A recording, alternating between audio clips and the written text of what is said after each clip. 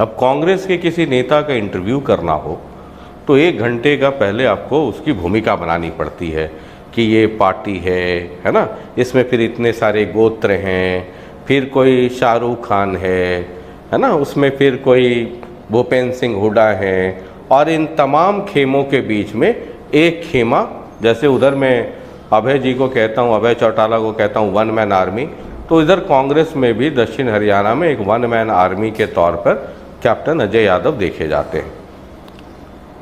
कांग्रेस में सब ठीक है हरियाणा कांग्रेस में, या टेलीविज़न पे कह देंगे कि ना ना सब ठीक है?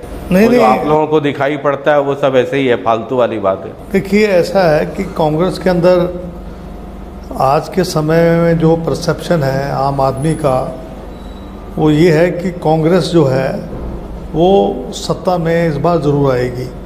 पिछली बार भी जो है हमारी पार्टी सत्ता में आती, लेकिन मैं समझता हूँ कि टिकट के बंटवारे में तो कुताही हुई, और मेरा ये मानना है कि इस बार भी अगर टिकटों का वितरण ठीक हो गया, अगर, क्योंकि मेरा ये मानना है कि 70% जो है डिपेंड करता है कि जो कैंडिडेट किसको आप चूज़ करते हैं। तो अब इस बारे में मेरा ये मानना है कि हाई कमांड को सर्वे करवाना चाहिए, ना मेरे कहने से टिकट दें, ना किसी और कहने से टिकट दें, बाकायदा जो है उस पर मंथन किया जाए, सर्वे किया जाए। तो पिछली बार भी तो सर्वे हुआ ही था, लेकिन मुझे ऐसा था कि किसकी ज़्यादा चली थी पिछली बार टिकट बांटने में? पिछली बार तो क्योंकि CLP लीडर भूपेंद्र सिंह हुड्डा थे और PCC प्रेसिडेंट शैलजा जी थी,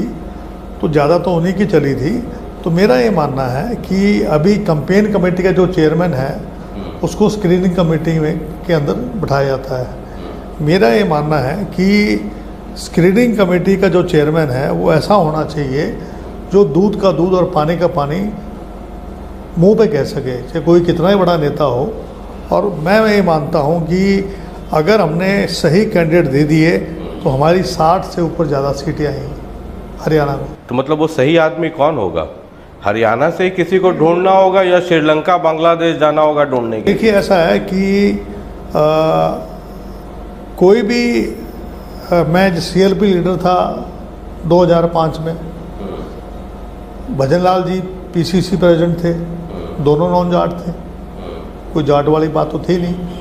भूपेंद्र सिंह हुड्डा जी जो हैं वो MP थे, सेंटर चले गए। हाँ, तो उस वक्त जो मैंने सिलेक्शन किया, चौधरी भजन लाल जी के जो अच्छे लोग थे, मैं आपको एग्जांपल दे सकता हूँ, जय सिंह राणा थे, धर्मवीर गाबा थे, भूपेंद्र चौधरी थे, भरत सिंह चौकर था, सत्येंद्र राणा था, जिनकी एफिलिएशन अलग अलग लोगों से थी। फूलचंद मौलाना जी थे, 3 दफ़ा चुनाव लगातार हारे थे, लेकिन जो है मैंने उनकी पूरी पैरवी की।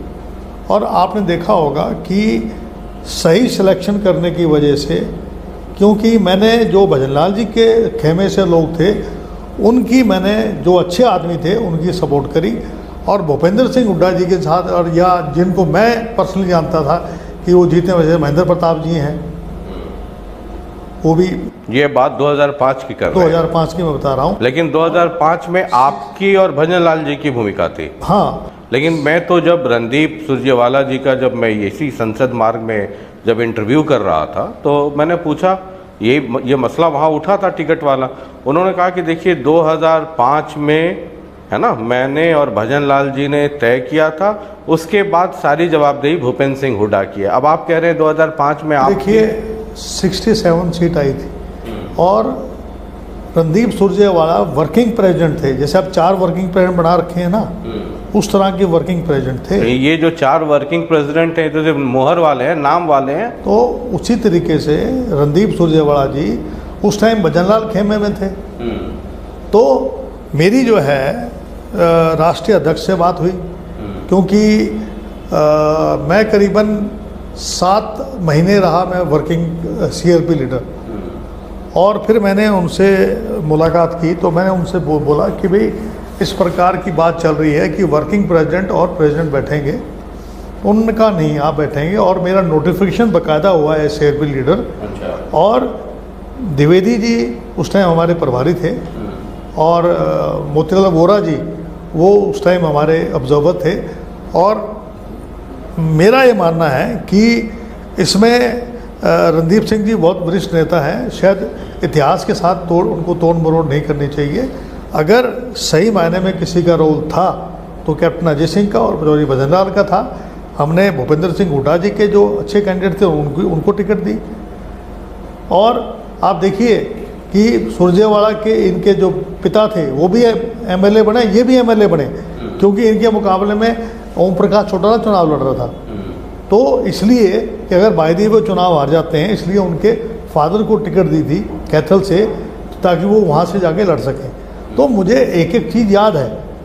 तो मेरा ये मानना है कि 2005 में अगर किसी की भूमिका थी मेरी और चौधरी भजनलाल की थी। रणदीप सुरजेवाला जो क्लेम मैं कह चुका हूँ, अब इसमें उनका नाम लेने से कोई फ़ायदा नहीं है जी।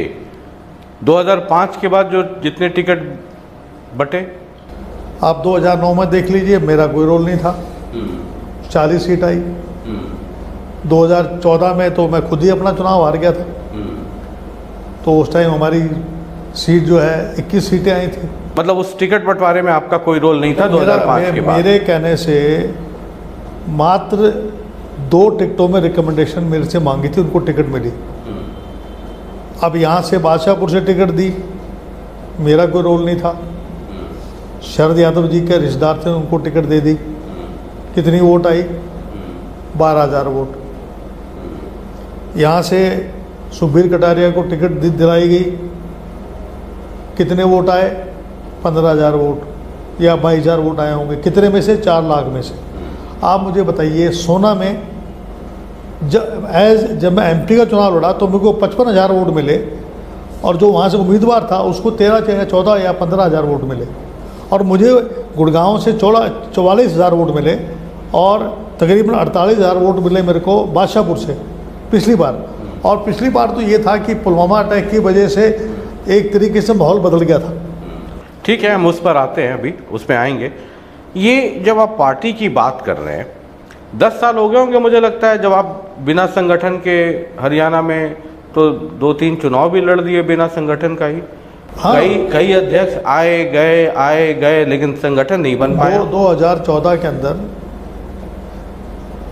जब अपने अशोक तंवर जी थे, उन्होंने भंग कर दिया पूरी, तो पीसीसी से तो उन्होंने गठित कर दी थी, लेकिन जिले के अध्यक्ष जो हैं उनके समय से नहीं बने थे। फिर शैलजा जी आई, उन्होंने तमाम जो भंग कर दिया, जो पीसीसी थी वो करीबन 4 या 5 साल रही, नहीं बन पाई। अभी 2 साल से उदय भान जी हैं, 1.5 साल से हैं, अभी भी नहीं बनी है। तो लेकिन मैं आपको एक बात बता दूं, हमारा जो ओबीसी का जो मेरा जो ऑर्गेनाइजेशन है हमारी, हमने ब्लॉक लेवल तक पूरे देश में बना दी है, जब से मैं राष्ट्रीय अध्यक्ष बना हूँ। लेकिन ये संगठन हरियाणा में बन क्यों नहीं पा रहा है? अब इसके बारे में देखो, या तो अशोक तंवर जी आपको बता सकते हैं, विवेक बंसल जी बता सकते हैं, मैंने बहुत सही कुमारी शैलजा जी बता सकते, मैंने बहुत सही आदमी से पूछा है। मैंने कुमारी शैलजा जी बता सकती हैं, भूपेंद्र सिंह हुड्डा बता सकते हैं, अभी हमारे बाबरे जी बता सकते हैं कि मैं इस स्थिति में नहीं हूँ। मेरा काम है कि जो मेरा लोकसभा क्षेत्र है उसमें मैंने रिकमेंडेशन भेजी है। कांग्रेस के कई लोग ये कहते हैं, या पॉलिटिकल एनालिस्ट ये कहते हैं कि संगठन इसलिए नहीं बन पा रहा है कि कुछ लोग चाहते हैं पूरे संगठन पे उनका अधिकार हो, आधिपत्य हो जाए, और उनके लोग हर जगह हों। अब कांग्रेस में अलग अलग इलाके में जाएंगे, अलग अलग नेता हैं, वो चाहते हैं उस इलाके में उनके लोग हों। अगर आप अहिरवाल बेल्ट में जाएंगे तो कैप्टन अजय यादव चाहेंगे कि उनके लोग संगठन में आ जाएं। ये कारण नहीं है क्या जो अब तक नहीं बन पाया? देखो, ऐसा है, संगठन जो है, मेरा ये मानना है, संगठन इस तरीके से बनना चाहिए कि जो जिस इलाके का नेता है उसके कहने से ऑन मेरिट जो पार्टी से जुड़ा हुआ हो, 10-12 साल जिसकी ब्लॉक अध्यक्ष रहा हो, पीसीसी का अध्यक्ष रहा हो, ऐसे लोगों को हमें एडजस्ट करना चाहिए। और मैंने जो अपनी लिस्ट जो दी है मैंने मेवात में नाम नहीं दिया क्योंकि वहाँ पर सिटिंग एमएलए हैं तीनों। मैंने गुड़गांव और रेवाड़ी के अंदर मैंने क्लेम अपना डाला है कि यहाँ पर जो है मेरे कहने से बनने चाहिए। मैं ज़्यादा लंबी छलांग लगाना नहीं चाहता, क्योंकि मेरा ये मानना है कि मैं दूसरे क्षेत्र में जाकर और नोक-झोंक करूँ, लेकिन कुछ लोग हैं जो चाहते हैं कि भाई सब जगह उनके लोग बन जाएं, वो गलत है। कौन लोग हैं, कितने लोग हैं अब ऐसे? वो तो आप कई लोग ऐसे हैं, एक थोड़ी। अच्छा, मैं कुछ नाम लेता हूँ, उसमें आप हाँ ना करते चलिएगा। नहीं, मैं ऐसे आप धर्म संकट में ना पड़े, कह दीजिएगा कि भाई मैंने नहीं कहा, ये तो शशि रंजन की बदमाशी है। नहीं, मैं आपके इस जाल में फंसना नहीं चाहता हूँ, क्योंकि ये मैं जाल में फंसने की काम है तो कांग्रेस को दलदल से निकालने की बात कर रहा हूँ। पार्टी का इंटरनल मैटर है, उसको क्या ये आरोप लगता है कि भूपेंद्र सिंह हुड्डा चाहते हैं कि हर जगह उनका आधिपत्य हो, उनका प्रभाव हो, उनके लोक संगठन में हो, चाहे वो कैप्टन अजय यादव नाम दे दें अपने इलाके से, या रणदीप दे दें, या किरण चौधरी दे दें, या शैलजा दे दें, उसका कोई मतलब नहीं है? आप भूपेंद्र सिंह हुड्डा जी को अकेले को मत लीजिए ना, ऐसे बहुत सारे और लोग भी हैं। अच्छा, और लोग भी हैं? हाँ। जैसे उसमें मान लीजिए रणदीप सुरजेवाला, मैं किसी का नाम नहीं लूँगा, लेकिन राव दान सिंह आपके इलाके में। राव दान सिंह की कोई हैसियत नहीं है, ठीक है। वो अपने महेंद्रगढ़ से चुनाव लड़े थे, वहाँ से चुनाव लड़ लें अपना। तो और मेरा ये मानना है कि केवल धन बल से काम नहीं चलता, आदमी का बेस भी होना चाहिए। ठीक है, मैं आता हूँ उस पर जब गुड़गांव आऊँगा। तो ये संगठन नहीं बनने का यही कारण है कि कुछ लोग चाहते हैं दूसरे इलाके में भी जा करके धावा बोल दें? मेरा ये मानना है कि इंटरफेरेंस नहीं होनी चाहिए, और हमारे जो प्रभारी जी हैं उन्होंने लोगों को बुलाया है और उनसे बातचीत करी है। तो मैंने उनसे ये भी कहा था कि थोड़ा फील्ड में भी आप अपने ऑब्जर्वर भेज दीजिए, और आपको पता लग जाएगा कि ग्राउंड रियलिटी। उस पे आपके अध्यक्ष ने कहा कि हम लोग तो हमेशा फील्ड में ही रहते हैं। उदयभान जी ने ये कहा हाँ, कि हम लोग तो फील्ड में ही रहते हैं। नहीं, मेरा ये कहना है कि जिसको अध्यक्ष बनाना है, ये फैसला तो हाईकमान ने करना है ना। अकेले ना तो हमारे अध्यक्ष कर सकते हैं, ना सीआरपी लीडर कर सकता है। इसमें भूमिका जो है जनरल सेक्रेटरी इंचार्ज की भी होगी ना। तो वो अपना न्यूट्रल जो है वो अपना ऑब्जर्वर बना के और जाके अपनी ग्राउंड रियलिटी रहे, और खुद भी जाए। मैं तो उनको सुझाव दिया था, खुद भी आप जाएं। बाबरिया जी को? हाँ, मैंने अपना सुझाव दिया था, बाकी माना ना माना उनके। क्या सुझाव दिया था आपने? कि आप जो है कुछ जगह आप फील्ड में जाएं, जहाँ आपको लगता है ज़्यादा विवाद है वहाँ फील्ड में जाएं, और वहाँ जाकर जो नब्ज जनता की टटोलें, खुद ही सर्वे करें। खुद सर्वे नहीं, मौके पे चले जाएं। हाँ, वही मतलब सर्वे का मतलब ये सर्वे तो सर्वे का मतलब ये हुआ कि जा करके वहाँ पे लोगों सब जगह जहाँ पर विवाद है ना, जहाँ ज़्यादा विवाद है वहाँ जा सकते हैं। और मैं ये नहीं कहता सब जगह जाएं, और वहाँ जैसे कमिश्नर लेवल पे सब जगह बुला लें कार्यकर्ताओं को, उनसे सबसे ज़्यादा विवाद कहाँ हो रहा है? अब ये तो मुझे फिर तो भी मतलब ठीक है, वो तो बताएंगे, बाबरिया जी बताएंगे या जो अध्यक्ष है, लेकिन जो फीडबैक है वो सबसे ज़्यादा विवाद कहाँ हो रहा है? मेरी तो नॉलेज में अब तक कोई आया नहीं है कि भाई किसको बना रहे हैं, किसको नहीं बना रहे। नहीं, मैं आपको विवाद कहाँ हो रहा है ज़्यादा? गाड़ी कहाँ जाके फंस जा रही है? गाड़ी जहाँ फंस रही है उसका आंसर जो है बाबरे जी। और भिवानी में गाड़ी फंस रही है क्या? नहीं, आप भिवानी को क्यों अकेला, मैं कह रहा हूँ पूरे प्रदेश के अंदर जो है कई जगह विवाद है। कई जगह विवाद है, एक जगह विवाद थोड़ी ना है। भिवानी में एक जो आपके भूपेंद्र सिंह हुड्डा हैं, सीएलपी लीडर हैं, विपक्ष आपके समक्ष एक कार्यक्रम करते हैं। भिवानी में एक कार्यक्रम हुआ, लेकिन उसमें किरण चौधरी हैं तो शाम से भिवानी जिले से, वो वहाँ पर थी नहीं। बाबरिया जी को जाना था, शायद वो भी नहीं पहुँच पाए थे। उसी दिन किरण चौधरी का दूसरी जगह प्रोग्राम हो रहा। हाँ, किरण चौधरी का नांगल चौधरी प्रोग्राम था, और हुड्डा साहब का भिवानी में था। अब ये तो वही बता सकते हैं कि उन्होंने कार्यक्रम अलग अलग क्यों किए, मैं क्या कह सकता हूँ उसके बारे में। ये ठीक है पार्टी के लिए? मेरा ये मानना है कि पार्टी को एकजुट होकर काम करना चाहिए। एकजुटता में दिक्कत कहाँ आ रही है? नहीं, आदमी को सबको अपने अहम को भूल के कि मैं बहुत बड़ा नेता हूँ, इस बात को भूल के, और ये देखें कि हमने 2024 में राहुल जी को, खड़गे जी, सोनिया गांधी के अगर हाथ हमें मजबूत करने हैं तो हमें अपने आंतरिक जो हमारे मतभेद हैं उनको भूल के, ये सब तो सैद्धांतिक है ना, मतभेद तो बहुत पुराना है। मैं तो हरियाणा इनको कांग्रेस के भूलना- बारे में कहता हूँ कि दुश्मन ढूंढने के लिए पाकिस्तान, चाइना जाने की जरूरत नहीं है। आंतरिक मतभेद भूल देयर इज के, सो मेनी पजामा खींच पार्टी विद इन कांग्रेस। नहीं, अपने आंतरिक मतभेद भूलकर, और एक मतभेद का मेन इशू क्या है? देखो, इशू इतना ही है कि सही व्यक्ति सही जगह फिट होना चाहिए, और उसके लिए मैं ये चाहता हूँ कि जो पार्टी के डेडिकेटेड लोग हैं, जो 10-20 साल से काम कर रहे हैं पार्टी के लिए, उन लोगों को स्थान मिलना चाहिए। भाई 10-20 साल से आप भी कर रहे हैं, 10-20 साल से किरण चौधरी भी कर रही हैं, 10-20 साल हमने से कोई रणदीप भी जिला कह रहे हैं। अध्यक्ष थोड़ा बनना है।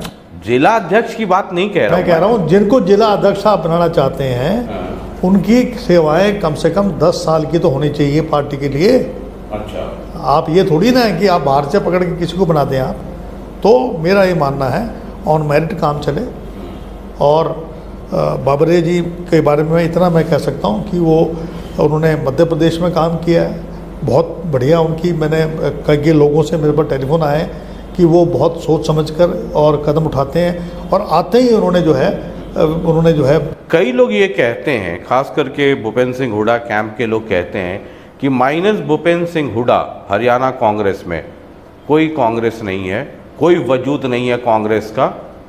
भूपेंद्र सिंह हुड्डा अगर हैं तो कांग्रेस है, कांग्रेस में नहीं है तो नहीं है। मैं इस बात से इत्तेफाक नहीं रखता। मेरा ये मानना है कि मुट्ठी बंद है तो मजबूती है, अगर मुट्ठी खुली है एक एक करके जो है उंगली तोड़ दी जाती है। इसलिए मुट्ठी बंद रहे तो बढ़िया है। संगठन और पार्टी एक व्यक्ति के पीछे नहीं चलती है। भूपेंद्र सिंह हुड्डा को साथी चाहिए, मजबूत साथी चाहिए। 2005 में वो इसलिए मुख्यमंत्री बने थे कि चौधरी सुरेंद्र सिंह जी उनके साथ थे, शैलजा जी उनके साथ थी, कैप्टन अजय सिंह उनके साथ थे, अपने चौधरी वीरेंद्र सिंह ने उनका साथ दिया था।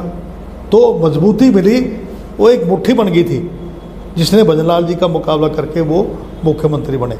इसलिए मेरा ये मानना है कि कोई अकेला आदमी राजनीति में सफल नहीं हो सकता, उसको मजबूत साथी चाहिए साथ। आप किस कैंप में हैं? भूपेंद्र सिंह हुड्डा कैंप में है मेरा कोई या एसआरके कैंप में है?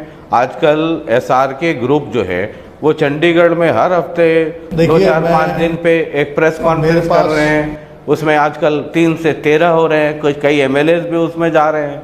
देखिए जी, मेरा कैंप एक है, वो है मल्लिकार्जुन खड़गे जी, सोनिया गांधी, राहुल गांधी। और आपको मैं बता देता हूँ कि मेरे पास इतना समय भी नहीं है कि मैं स्टेट के लिए इतना समय लगाऊँ। मुझे पूरे देश के अंदर मैंने सारे प्रदेशों का दौरा कर लिया है, केवल वेस्ट बंगाल और असम बचे हैं। और मैं ग्रुपिज्म में विश्वास नहीं करता, मैं विश्वास करता हूँ मेरिट के ऊपर। मेरिट के आधार पे अगर आप बनाओगे, मेरिट के आधार पे अगर आप टिकट दोगे तो 60 नहीं 70 सीट कांग्रेस की आएगी। अभी भी जो कांग्रेस संगठन बनाने की बात है उसमें जो नाम गए हैं उसमें किरण चौधरी जी को बहुत सारे नामों पे आपत्ति है, उनके इलाके में कहती हैं दखल अंदाजी का सवाल है। रणदीप को बहुत आपत्ति है कई नाम पे, आपने भी लिस्ट दी है, आपको भी पता है, भले ही टेलीविज़न पे कहें ना कहें कि आपके इलाके में भी कुछ नाम है जिन पर आपको आपत्ति है। अगर आप चाहते हैं तो मैं सार्वजनिक तौर पे भी वो नाम ले सकता हूँ, लेकिन बेहतर रहेगा कि नाम ना लो। लेकिन इतना तो मैंने आपको बता दिया तो ये आप समझ सकते होंगे कि मैंने होमवर्क किया हुआ है। आपके इलाके में भी कई नाम हैं जिस पर आपको बहुत सख्त आपत्ति है। ऐसा कुछ नहीं है। अगर आप मुस्कुरा रहे हैं, चाहते हैं मेरा टेस्ट लेना, तो मैं कुछ नाम भी ले सकता हूं, हालांकि वो ठीक नहीं रहेगा, मर्यादा के खिलाफ हो जाएगा। मैं भी मर्यादा में होकर बात करना चाहता हूं। जब तक मुझे पता ही नहीं लगेगा लिस्ट, या तो मुझे कोई दिखाए कि भाई हम इसी दिन को बना रहे हैं, ना तो मैं उस प्रतिक्रिया में हूँ। मैं तो केवल जो हमारे 3 जो ज़िले हैं उनके बारे में कह सकता हूँ, वहाँ मामूली सा कोई मतभेद है, ज़्यादातर मेरे को लगता है हमारा सेटल्ड है मामला। हाँ, मतलब आपके हिसाब से वो मामूली मतभेद है, मेरे हिसाब से मामूली से थोड़ा ऊपर वाले श्रेणी में है। नहीं, मैं ये चाहता हूँ कि अगर मैंने यहाँ से लोकसभा का चुनाव लड़ना है, पिछली बार 5 लाख वोट मुझे मिले थे, तो मैं चाहता हूँ कि संगठन में ऐसे व्यक्ति, चुनाव मैं तभी लड़ पाऊँगा ना जब संगठन के ऊपर मेरी पकड़ होगी। तो चुनाव तो आप तब लड़ेंगे ना जब आपको टिकट मिलेगा। देखिए, ऐसा है कि टिकट देने का काम तो सेंट्रल इलेक्शन कमेटी का है। आप क्लेम कर रहे हैं, चलिए आ ही जाते हैं उस पर। आप क्लेम कर रहे हैं कि गुड़गांव से आप चुनाव लड़ेंगे। नहीं, मैं क्लेम नहीं कर रहा, मैं दावा कर रहा हूँ। आप दावा कर रहे हैं? मैं यहाँ से चुनाव लड़ सकता हूँ और मैं सबसे मजबूत कैंडिडेट लड़ सकता हूँ या लड़ूंगा? लड़ना चाहता हूँ। हाँ। सबसे मजबूत कैंडिडेट हूँ। और मेरा ये मानना है कि ग्राउंड लेवल पे अगर कोई सबसे ज़्यादा पकड़ किसी की है तो कैप्टन अजय सिंह की है। बाकी पार्टी ये डिसाइड करना है, सेंट्रल इलेक्शन कमेटी ने, प्रदेश इलेक्शन कमेटी डिसाइड करेगी। यही तो आपके अध्यक्ष, प्रदेश अध्यक्ष तो यही कह रहे हैं कि ये सब तय तो आला कमान करेगा। इधर आप कह रहे हैं गुड़गांव में कि आप चुनाव लड़ना चाहते हैं या लड़ेंगे, उधर भिवानी महेंद्रगढ़ में श्रुति कह रही है डंके की चोट पे कि कोई लड़ेगा तो मैं ही लड़ूंगी। टिकट अगर मुझे यहाँ से नहीं मिली तो मैं चुनाव नहीं लड़ूंगा। मैं जो है पार्टी का जो संगठन है, ओबीसी का काम है, मैं पूरे देश में ओबीसी के तौर पे मतलब चुनाव लड़ेंगे तो गुड़गांव से ही लड़ेंगे, वरना मुझे चुनाव नहीं लड़ना। गुड़गांव में अब हालांकि ये क्लेम है ना, कई जगह राजनीतिक हलकों में चर्चा है, रौदान सिंह के नाम का भी जिक्र हो रहा है। उनका हलका तो महेंद्रगढ़ है। वो तो वसुधैव कुटुंबकम, पूरा विश्व ही परिवार है। नहीं, ऐसा नहीं है। आदमी का एक आउटसाइडर को आप लाकर यहाँ रख दें। जो मेरी होम कॉन्स्टिट्यूंसी है, जहाँ से मैं एमएलए बनता रहा हूँ, रेवाड़ी है, बावल उसके साथ लगता हुआ है। पिछली बार मैं चुनाव लड़ा हूँ, मैं विपरीत परिस्थितियों में 4,95,000 वोट मुझे मिले। वो तो ये पुलवामा अटैक हो गया, बालकोट में अटैक कर दिया, सबसे ज़्यादा एक्सीडेंट हमारे यहाँ पर हैं। और राव इंद्रजीत ने जो है का अपना कुछ नहीं था, मोदी के नाम पर वोट लेगा पिछली बार। इस बार तो जो आरएसएस का जो इनका जो पेपर निकलता है उसमें कहा है कि मोदी का जो चेहरा है उसके नाम पर वोट नहीं मिलेंगी, विकास के नाम पर वोट मिलेगी। राव इंद्रजीत के पास ना शिक्षा के क्षेत्र में, ना यहाँ मेडिकल कॉलेज बना पाए, ना यूनिवर्सिटी बना पाए यहाँ पर, ना यहाँ पर जो है रेल की सिटी बच पाई। रौदान सिंह को आप मैं पढ़ रहा था, उन्होंने, आपने ये कहा, आपका स्टेटमेंट है कि वो तो महेंद्रगढ़ से जीत लें तो गनीमत है। अब जो पहले मैं कह चुका हूँ उसको मैं दोहराना नहीं चाहता। ये कहा आपने? अब मैं जब जो इतनी मेमोरीज आपकी वीक तो है नहीं। आपने ये कहा कि रौदान सिंह को गुड़गांव की बात छोड़े, महेंद्रगढ़ से जीत लें तो गनीमत है।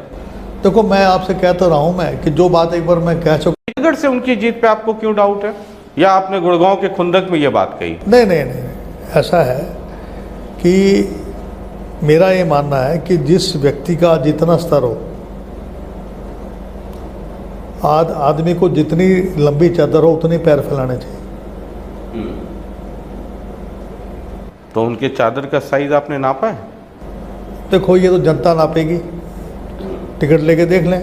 ग्राउंड रियलिटी क्या है? देखो, ऐसा है, राव इंद्रजीत का जो कद है उसके कद के मुकाबले का आदमी उनके खिलाफ चुनाव लड़ना चाहिए। मैं 6 बार लगातार एमएलए रहा हूँ, मैं वित्त मंत्री में रहा हूँ, मैं पीडब्ल्यूडी महकमा, इरिगेशन, और इस गुड़गांव में मैं रहता हूँ। मैं यहाँ ऑफिस मैंने खोला, ये ऑफिस है मेरा।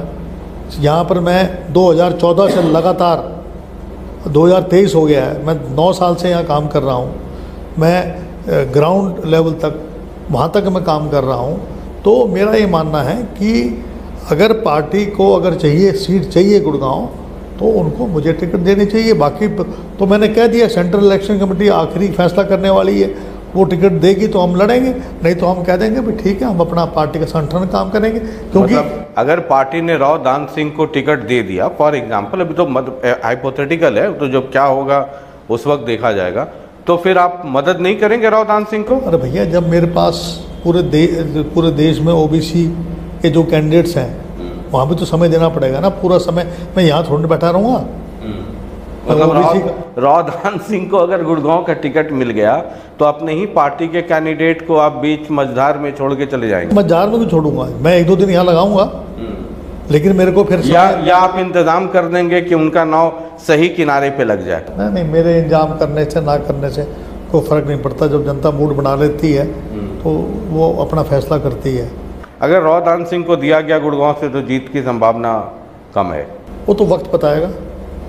आपका एक स्टेटमेंट में पढ़ रहा था, आप कह रहे हैं कि रावदान सिंह के बेटे पे पता नहीं 11,000 करोड़ के स्कैम का मामला है, वो जमानत पर है। ये क्या मामला है?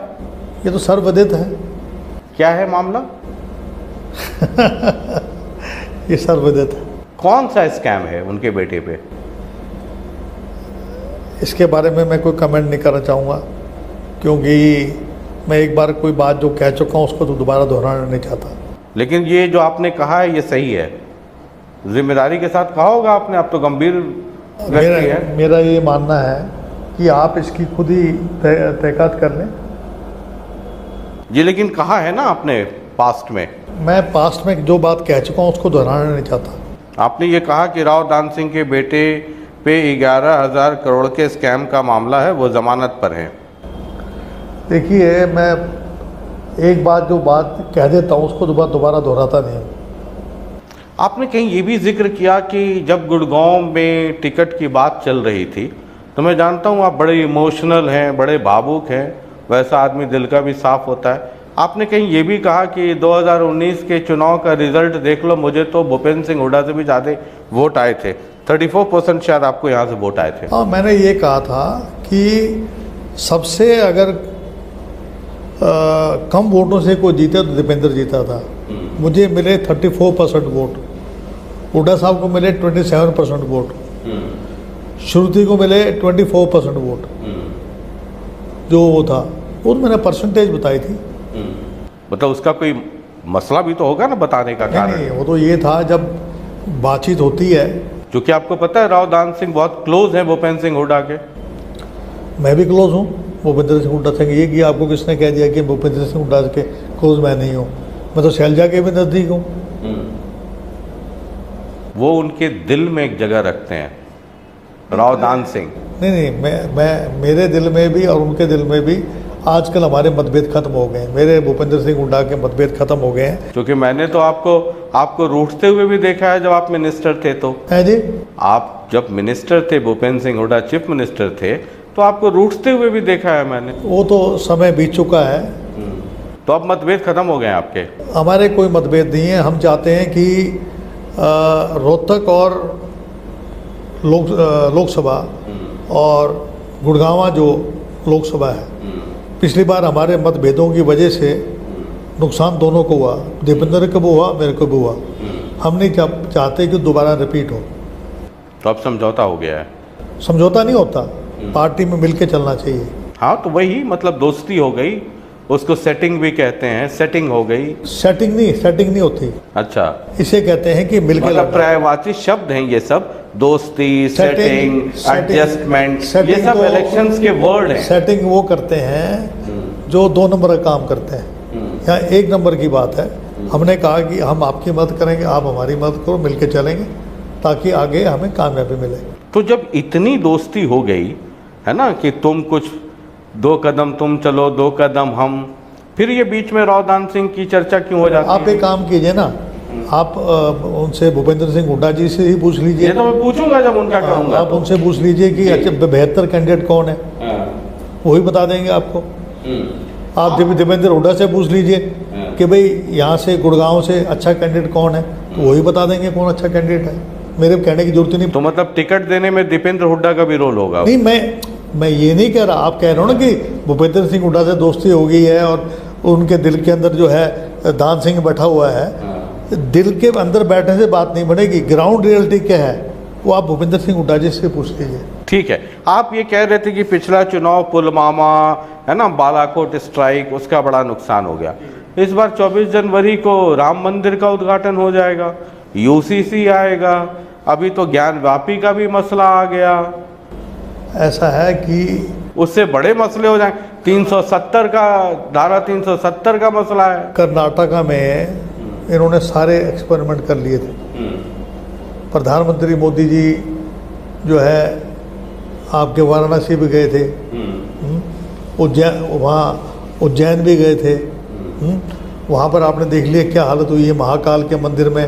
जो लोग जो है महाकाल जैसे पवित्र स्थान में भी अगर पैसे खा जाते हैं और वहाँ मूर्तियाँ गिर जाती हैं तो उनका वहाँ इनका तो खुल गया, भेद खुल गया कि ये नाम के धर्म का नाम का दुरुपयोग करते हैं। तो अब इनकी कोई भी पैंतरा चलने वाला नहीं है। एक दुखद घटना हो गई नूह में। देखिए नूह के अंदर जो कुछ हुआ वो दुर्भाग्यपूर्ण है और मेरा ये मानना है कि इसमें बहुत बड़ी साजिश है, एक षड्यंत्र है। किसकी साजिश? षड्यंत्र है जिसकी जांच होनी चाहिए निष्पक्ष तरीके से। सीबीआई इसकी जांच करे कि कौन लोग थे। आप मुझे बताइए, नूह कोई रामेश्वर धाम है या द्वारकाधीश का धाम है या पुरी धाम है या बद्रीनाथ का धाम है जहाँ पर जो है सारे जगह से लोग इकट्ठे होकर जुलूस निकालें, वहाँ से भाले हाथ में लें, डंडे हाथ में लें। इस तरीके से जुलूस नहीं निकलता। और फिर इस सरकार की जब पता था सरकार को कि बहुत ही वहाँ पर टेंशन है और एक जो गौ रक्षक है उसका नाम मुझे याद नहीं है, जिसने पहले कह दिया था मैं वहाँ जा रहा हूँ, उससे टेंशन और ज़्यादा बढ़ गई थी। तो वहाँ पर पैरामिलिट्री फोर्सेस, पुलिस का बंदोबस्त। अरे महिलाओं को, बच्चों को, बेचारों को जाकर मंदिर में जाकर शरण लेनी पड़ी कि बीजेपी वाले महिलाओं और बच्चों को क्यों लेके गए वहाँ पर, किस लिए लेके गए थे? क्या वो एक ऐसा कौन सा बड़ा बड़ा मंदिर है जहाँ पर इनको ऐसे जरूरत पड़ गई कि 31 जुलाई को ही जो है उन्होंने सबको, बच्चों को, मेरे रेवाड़ी जो डिस्ट्रिक्ट से 400 महिलाएं जो लोग गए उसमें महिलाएं बच्चे गए, वो बेचारी अपनी जान बचाने के लिए मंदिर में घुस गई, वहाँ जाके जान बचाई है।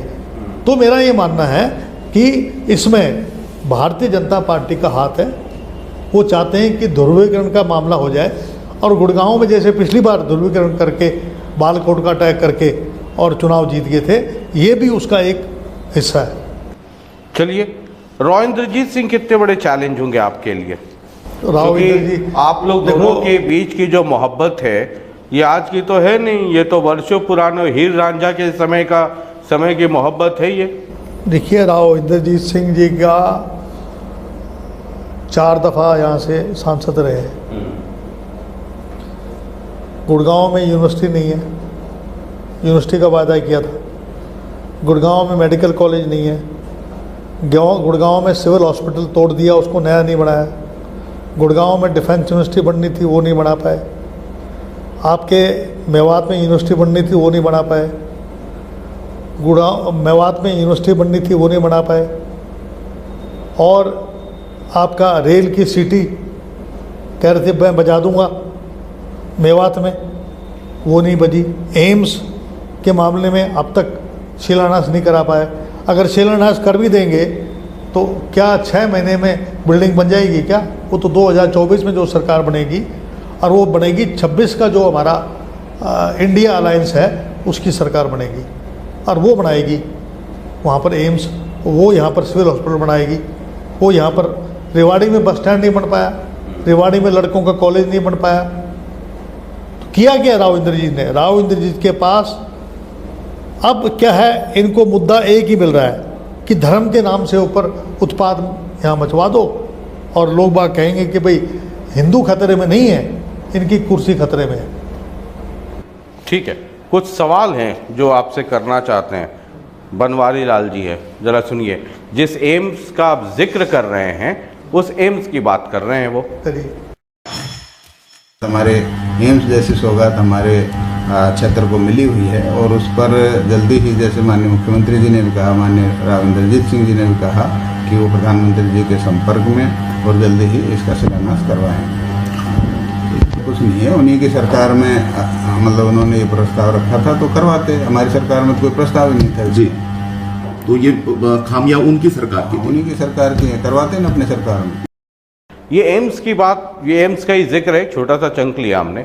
ये आपके, जब आपकी सरकार थी तब से ये चल रहा है, जब चीफ मिनिस्टर थे कि एम्स बनेगा, एम्स बनेगा। कोई एम्स तो इनका का कहना है कि अगर यही था तो कांग्रेस अपने राज्य बना ली होती, हम तो बना रहे हैं अभी। एम्स की हमारे समय में कभी ना डिमांड हुई। हमारे समय में झज्जर में एम्स का एक जो ब्रांच थी वो खोल दी गई थी।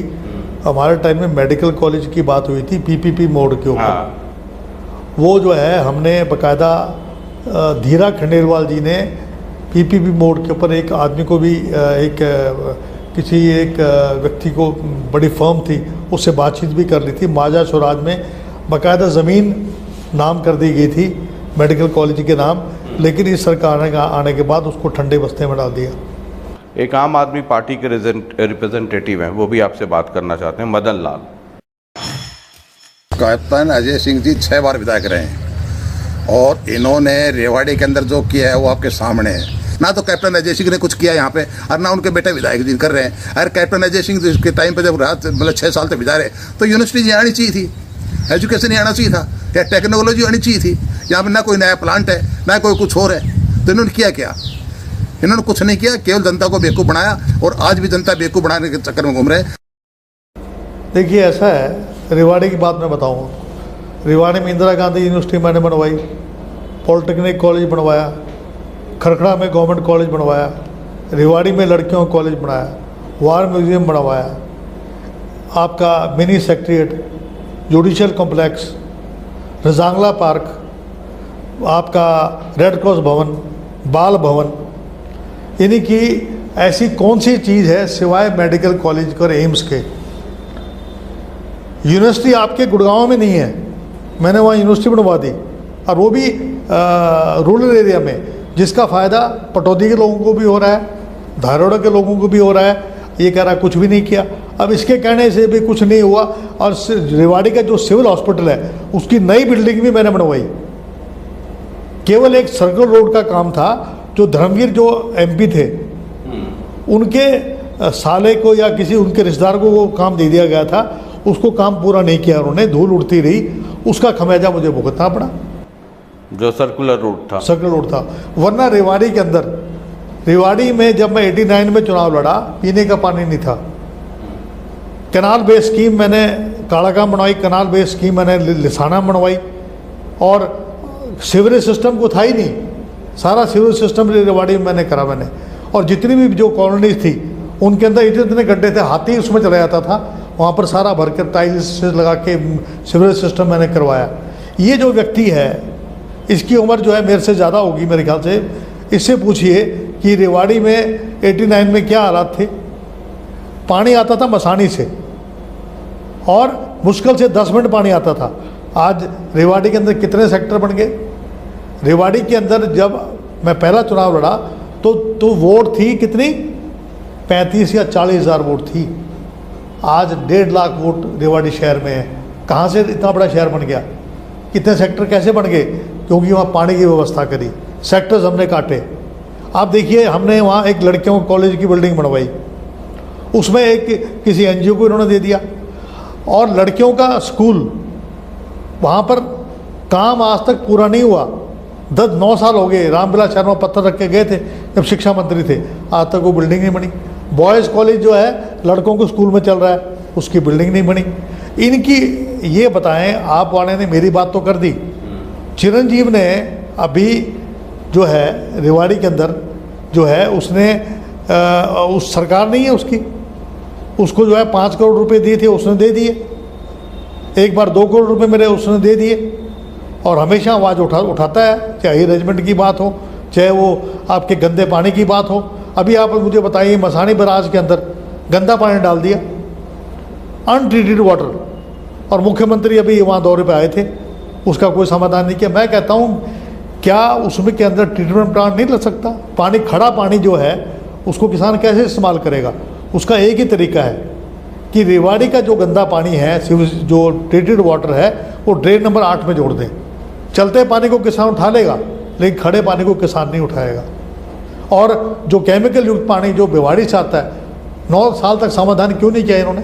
हमने तो उस टाइम एक नाला बनवा दिया था, वो नाला भर दिया गया, और अब जो है बरसात में इतना पानी आ जाता है कि NH 48 पे इन्होंने NH 11 बना दिया, इन्होंने एक्सप्रेस हाईवे बना दिया।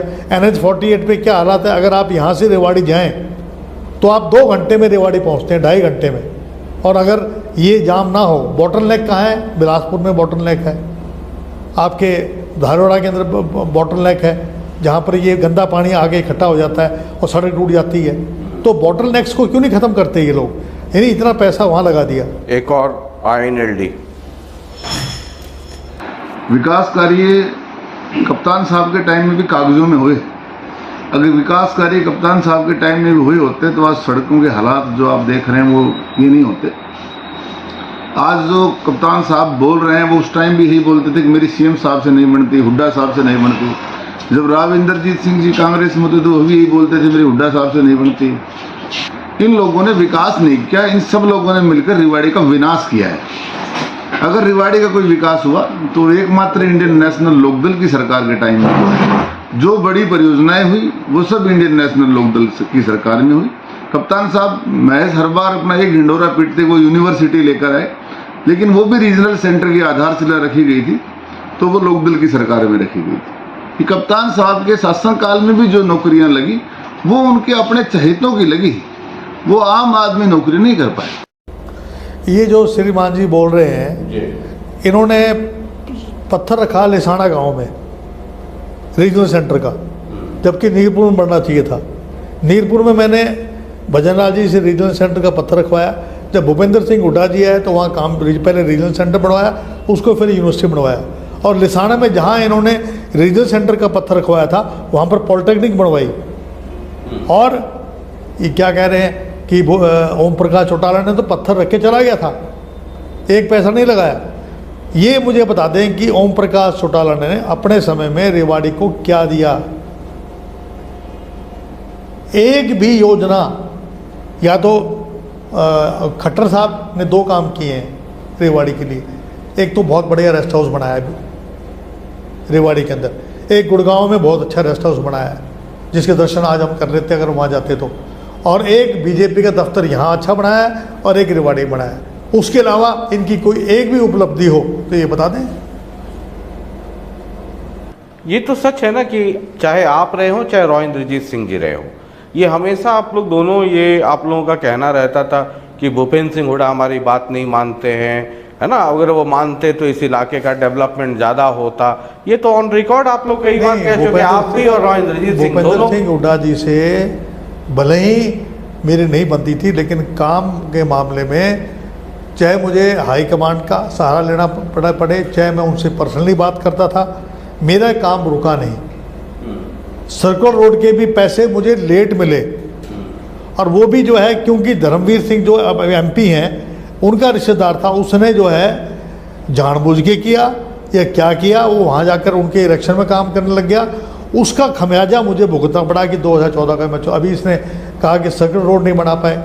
इसके अलावा इसने ये बताया यूनिवर्सिटी मैंने बनाई, इसने बताया पॉलिटेक्निक कॉलेज मैंने बनवाया, इसने बताया कि खरखड़ा में गवर्नमेंट कॉलेज मैंने बनाया, इसने बताया कि लड़कियों का कॉलेज बनाया। ये रजांगला पार्क जो है अपने आप में एक बहुत अच्छा पार्क है, जवाहरलाल नेहरू पार्क बनवाया। ये जो सर्कुलर रोड नहीं बना रेवाड़ी में, जो आप कहते हैं कि मेरे हार का एक बड़ा कारण हुआ, और उसमें आप बता रहे हैं कि मुझे ये जानबूझ के हुआ षड्यंत्र आपके खिलाफ, मतलब MP जो है भिवानी महेंद्रगढ़ से धर्मवीर सिंह, आप उनकी ही बात कर रहे हैं ना। मैं उनके रिश्तेदार को था, उनके रिश्तेदार ने काम नहीं किया, धूल उड़ती थी, और जो भी यहाँ से निकलता नारनौल जाता वो तो गाड़ी बकता जाता, यार यहाँ का MLA कौन है कि ये जो है। और इसलिए श्रीमान जी के पास एक ही मुद्दा है, सर्कुलर रोड नहीं बना पाए। अरे श्रीमान जी, चौटाला साहब ने यहाँ पर सोना में क्या बना रहे थे, क्या काम किया उन्होंने इलाके के लिए? एक काम कर दिया कि हमारे जो महेंद्रगढ़ और रेवाड़ी पहले इकट्ठे थे उनके 2 टुकड़े कर दिए, आधा मिला दिया भिवानी के साथ, आधा मिला दिया मेवात और गुड़गांव के साथ, ये करके गए थे। अहिरवाल का अगर सबसे ज़्यादा अगर नुकसान किया तो ओम प्रकाश चौटाला ने किया। कोसली को मिला दिया रोहतक के साथ, 3 टुकड़े कर दिए अहिरवाल के। ये एक बहुत बड़ा काम, इससे पूछो ना, इससे जो ये प्रश्न कर रहा है कि किस प्रकार का इन्होंने डीलिमिटेशन किया था। ठीक है। 2024 में कई लोग ये कहते हैं कि कांग्रेस के पास हरियाणा में 10 कैंडिडेट नहीं है लड़ने के लिए। एक बड़े कांग्रेस के नेता से ऐसे ही मेरी अनऑफिशियल बातचीत हो रही थी, इसलिए मैं नाम कोट नहीं कर सकता हूँ। वो कह रहे थे कि मतलब हमारे लिए मुश्किल ये है कि कौन कहाँ से लड़ेगा, करनाल से कौन लड़ेगा, सोनीपत से कौन लड़ेगा, रोहतक से कौन लड़ेगा, नहीं हमारे पास तो सिरसा से कौन सब लड़ेगा, हमारे पास सक्षम के कैंडिडेट है, कुरुक्षेत्र से कौन लड़ेगा। बहुत कैंडिडेट है हमारे पास। मतलब गुड़गांव से तो दो नाम मैं सुन लेता हूं कि कैप्टन अजय यादव भी क्लेम कर रहे हैं, उधर भिवानी महेंद्रगढ़ से श्रुति क्लेम कर रही हैं, और दान सिंह दोनों जगह से क्लेम करते हैं या इधर से ज़्यादा क्लेम करते हैं। इसके अलावा बताइए कि और कोई है? एक आदमी भी ये कहने वाला, एक जेपी के बारे में कहा जाता है लेकिन जेपी खुद नहीं कहते हैं कि हम हिसार से लड़ेंगे। इसके अलावा कोई और है प्रबल दावेदार जो सामने आके कहे कि भाई मैं सोनीपत से लड़ रहा हूँ या मैं सिरसा से लड़ रहा हूँ? कांग्रेस में एक स्टेटमेंट मुझे बता दीजिए। रोहतक से दीपेंद्र हुड्डा से बढ़िया कोई कैंडिडेट नहीं है। लेकिन मुझे लड़ेंगे कि नहीं लड़ेंगे तो राज्यसभा में है। नहीं क्यों नहीं लड़ेंगे, चुनाव मैं लड़ेंगे। पूछना चाहता हूँ। शैलजा अम्बाड़ा से है। अच्छा ठीक है। हाँ, आपके सिरसा से हमारे इंदौरा जी हैं, हाँ। सुशील इंदौरा जी सुशील इंदौरा, दो हाँ। 3 दफा MP रह चुके हैं। तो आप ये मत कहिए कि हमारे पास कैंडिडेट नहीं है। कुरुक्षेत्र से कोई है? मतलब आपको सोचना कुरुक्षेत्र से पड़ रहा है। कुरुक्षेत्र से जयप्रकाश है। कुरुक्षेत्र जयप्रकाश कुरुक्षेत्र से बहुत बढ़िया कैंडिडेट है, मेरा अपना मानना है। हिसार से? हिसार से अब ये हिसार से तो मुझे देखो, मैं एकदम से आपने मेरे से पूछा है, मुझे थोड़ा बहुत समय तो चाहिए जानने के लिए, लेकिन मैंने आपको मतलब आपको 7 सोचना जगह पड़ेगा। नहीं 7 जगह तो मैंने आपको बता दिया। 7 जगह तो मैंने आपको बता दिए। गुड़गांव में आप बता रहे हैं आपके अनुसार कैप्टन अजय यादव, महेंद्रगढ़ भिवानी श्रुति चौधरी, हिसार आप चलिए कह रहे हैं कि सोच के बताते हैं, सिरसा आप बता रहे हैं सुशील इंदौरा, कुरुक्षेत्र बता रहे हैं आप जेपी, करनाल में कुलदीप शर्मा, सोनीपत में नहीं, कुलदीप शर्मा जो है सोनीपत से भी लड़ सकते हैं, करनाल से भी लड़ सकते हैं। ठीक है, तो लड़ेंगे तो एक जगह से ही ना। और आप रोहतक कह रहे हैं दीपेंद्र हुड्डा जी, है ना। फरीदाबाद में महेंद्र प्रताप। अच्छा, उससे बढ़िया कोई कैंडिडेट नहीं है। या अपने करण दलाल। अच्छा, करण दलाल या महेंद्र प्रताप। सोनीपत में कोई नाम है आपके ध्यान में? देखिए अब 1-2 कैंडिडेट जगह तो सारे कुछ मैं ही बता दूंगा, तो फिर तो मैं ही जो है बांटने वाला होगा। लेकिन आपने तो प्रोबेबल पूछे, पूछ रहा हूं कि 8 जगह कांग्रेस के पास कैंडिडेट है क्या? 80% तो मैंने आपको बता दिया, 2 जगह तो नहीं बता पाया। ठीक है, उसका पता लेकिन लग आपको और श्रुति चौधरी को छोड़कर एक आदमी नहीं है जो ये कह रहा हो कि मैं फलानी जगह से इस बार लोकसभा लड़ूंगा। नहीं, विधानसभा के लिए दर्जनों हैं, सैकड़ों के भाव में है। देखिए ऐसा है कि दीपेंद्र हुड्डा ने भी अभी तक एक बार ये नहीं कहा है कि 2024 का चुनाव में लड़ूंगा और पूरी रोहतक से लड़ूंगा। पूरी तैयारी कर रहे हैं, जगह जगह उनके प्रोग्राम्स हो रहे हैं, मेरे भी प्रोग्राम हो रहे हैं उनके गुड़गांव क्षेत्र में, ठीक है। और इसके अलावा बाकी लोग भी काम कर रहे हैं अपने। श्रुति चौधरी बाकायदा काम कर रही है। हाँ, श्रुति कर रही है, आप कर रहे हैं, इसके अलावा तो और कोई मुझे दिख नहीं रहा है। दीपेंद्र तो घूमते ही रहते हैं, वो तो चलिए वो तो पूरे हरियाणा में घूम रहे हैं। जयप्रकाश से बढ़िया कैंडिडेट कुरुक्षेत्र से कोई नहीं है। रणदीप को कहीं से नहीं लड़ना चाहिए, किरण चौधरी को? नहीं, किरण चौधरी तो लड़ना नहीं चाहती, वो अपनी बेटी को लड़ाएंगी। अच्छा ठीक है, किरण चौधरी तो बेटी हो रहा। रणदीप, वो तो रणदीप से पूछ एक बार आप लोग मिलजुल करके उनको ले गए थे, जींद बाई इलेक्शन लड़वाया था आप लोगों ने, सबने ताकत लगाई थी। सोनीपत से लड़ सकते हैं वो, उनके जींद उनके एरिया में आता है। तो रणदीप सोनीपत से कांग्रेस कैंडिडेट नहीं लड़ सकते हैं, मैं कहता हूँ। ठीक है, वो तो मतलब मैं तो संभाव्य, अभी यहाँ कोई बैठ के टिकट थोड़ी बट रहा है, लेकिन आपके अनुसार ये लोग हैं यहाँ लड़ सकते हैं ना। और लड़ना चाहिए। राहुल गांधी को मजबूत करना है तो इन सभी लोगों को लड़ना चाहिए, जैसे पिछली बार लड़े थे। मैं तो कहता हूँ कि जो जितने भी दिग्गज हैं सबको लेके आओ, सबको। मैं जैसे पिछली बार उतरे थे, भूपेंद्र सिंह हुड्डा सोनीपत। नहीं, भूपेंद्र सिंह हुड्डा जी को तो इस वक्त नहीं, वो तो उनको तो कंपेन करना पड़ेगा सब जगह। अच्छा, माइनस भूपेंद्र सिंह हुड्डा, बाकी जितने चौधरी हैं सबको मैदान में उतारना सब दिग्गजों को बोलो कि आ जाओ फील्ड में। सब लोग लड़े, सब लोग लेके गए थे ना एक बार आप लोग रणदीप सुरजेवाला को जींद बाई इलेक्शन लड़वाने। मैं आपको ये, आप मैं कब लेके गया था? अरे भाई कांग्रेस के सब लोग लेके आप गए जो थे। है आप मेरे- थे कि नहीं थे नॉमिनेशन के दिन? नहीं, नॉमिनेशन वाले दिन गया मैं। वही तो मैंने उस दिन कहा था कि पहली बार मैं पूरे कांग्रेस को इकट्ठा देख रहा हूं। तब रामविलास शर्मा ने कहा था कि कांटा निकल गया। रामविलास शर्मा क्या कहते हैं क्या नहीं कहते उससे मुझे क्या लेना देना है। लेकिन रामविलास आपको लगता है कि लोकसभा चुनाव में ये जितने चौधरी हैं सबको मैदान में उतरना चाहिए, बिल्कुल माइनस भूपेंद्र सिंह हुड्डा? भूपेंद्र सिंह हुड्डा जी को पूरे स्टेट में काम कैंपेन करना चाहिए। शैलजा जी को भी करना चाहिए काम, लेकिन उनके लिए सिरसा से भी लड़ सकती हैं वो, और अम्बाला से और भी। अम्बाला से भी लड़ सकती लेकिन लड़ना चाहिए। हैं। लड़ना चाहिए। रणदीप को भी लड़ना चाहिए। रणदीप को तो जरूर लड़ना चाहिए। रणदीप को जरूर लड़ना चाहिए।